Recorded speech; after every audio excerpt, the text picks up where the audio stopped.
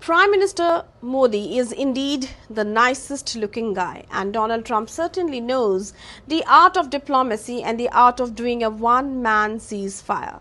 Hello, you are watching The Global Eye with me, Mousumi. At APEC APEC in South Korea, President Trump mixes flattery, tariff threats and impersonations and claims he calmed two nuclear neighbors. Yes, now cue the popcorn. At the APEC CEOs Luncheon in Gyeongju, South Korea, President Donald Trump delivered one of those signature addresses that blend self-praise, international anecdotes and generous closes of theatrical storytelling.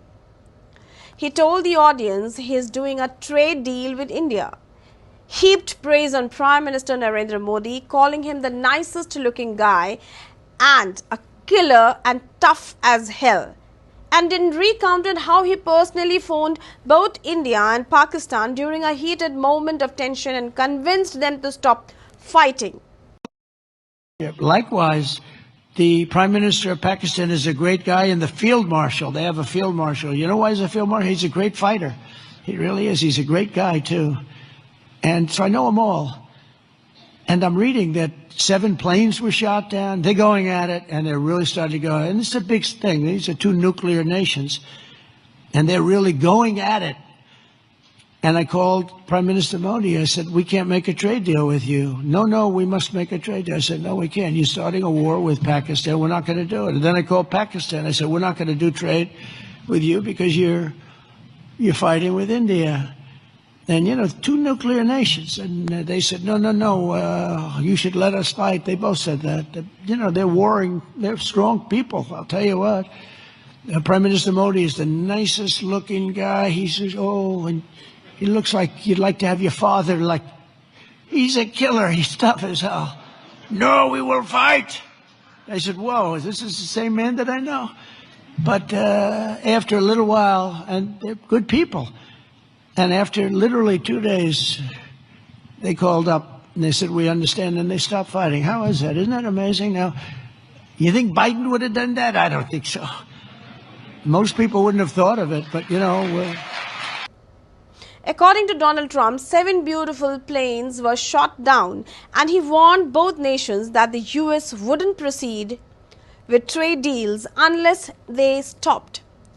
Literally 2 days later, he said, they called and said, we understand, and they stopped fighting.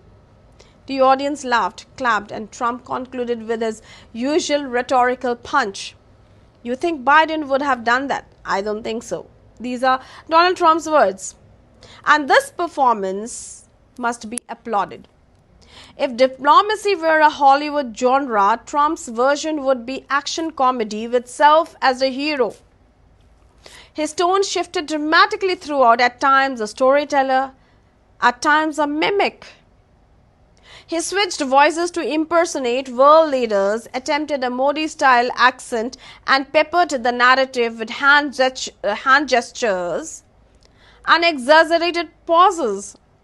It was classic Trump theater, turning a complex geopolitical standoff into a 3-minute story starring himself as the peacemaker, deal maker, and comedian-in-chief. And what were the claims? Trump's central claims were bold, if not eyebrow-raising. He's working on a trade deal with India and used it as leverage to stop an India-Pakistan confrontation. We're speaking about Operation Sindoor here. 7 aircraft were shot down during the conflict, but the details were unclear. His phone calls personally ended the crisis in 2 days. His words, both Modi and Pakistan's Field Marshal are strong people and great guys. Donald Trump's words. And finally, his self-congratulatory punchline, Prime Minister Modi is the nicest looking guy. He is a killer, tough as hell. No official record or diplomatic confirmation currently backs these dramatic events. But that's never stopped Trump from making headlines before. Let's know the intentions behind the swagger, rewriting diplomacy as entertainment. Trump's goal seems simple. Turn foreign policy into a story where he is the decisive protagonist. By claiming he personally prevented a nuclear crisis, he paints himself as a world-class negotiator, a character straight out of his own reality show. Of course, he aims to win the Nobel Peace Award. Number 2, selling the deal. The trade talk is more than economics. It's a sales pitch. Compliment Modi, praise Pakistan's generals and sell the idea that only Trump can handle both nations at once. For the APEC crowd and his supporters back home, it's vintage Trump. Business mixed with bravado. Number 3, undermining Biden has been his constant narrative. The Biden comparison was deliberate, a quick jab to remind audiences that he, not his rival, is the alpha negotiator who gets world leaders to pick up the phone. And Trump is playing both sides. By praising both India and Pakistan, Trump kept himself in the spotlight for both audiences, a clever balancing act that risks ridicule but ensures relevance in South Asia's political conversation. What's the reality check? Can a single phone call from a US president stop a cross-border escalation between two nuclear powers within 48 hours?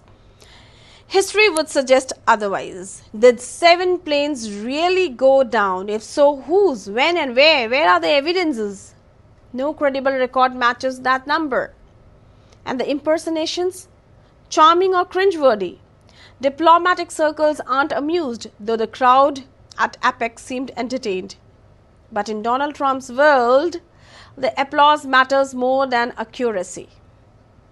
Regional media highlighted the remarks, some with amusement, others with disbelief. Indian commentators chuckled at being called the nicest-looking guy, while Pakistani analysts noted Trump's flattery of their field marshal. Of course, Pakistan must be happy. American outlets, meanwhile, focused on his self-promoting tone and questionable facts, calling it classic Trump storytelling, where fact and fiction share a stage. If Trump ever writes a diplomatic manual, it might read like this. Number 1, step 1, compliment the foreign leader's looks. Number 2, threaten tariffs for dramatic effect. And the step 3, claim you single-handedly stopped a war. And step 4, compare yourself to Biden and drop the mic. And then repeat for applause.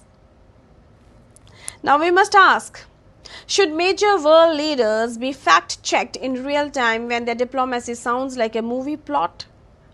Does political theatre strengthen or weaken global credibility when trade threats are used as diplomatic tools where the strategy ends and showmanship begin? Are voters more attracted to the myth of the heroic deal maker than the quiet, unglamorous work of real diplomacy? But the bottom line is, Trump's "Modi is the nicest looking guy" speech was part charm offensive, part stand-up routine and part political audition. It was bold, funny, chaotic and deeply Trumpian, a reminder that in this world, foreign relations are just another episode of the art of the deal season. Of course, we know how long Donald Trump would rule. However, whether you call it diplomacy or drama depend on your worldview. But one thing is certain. When Donald Trump takes the stage, the world stops to watch, laugh and wonder what on earth he will say next. Think about it. Thank you for watching The Global Eye. For more updates and insights, stay tuned.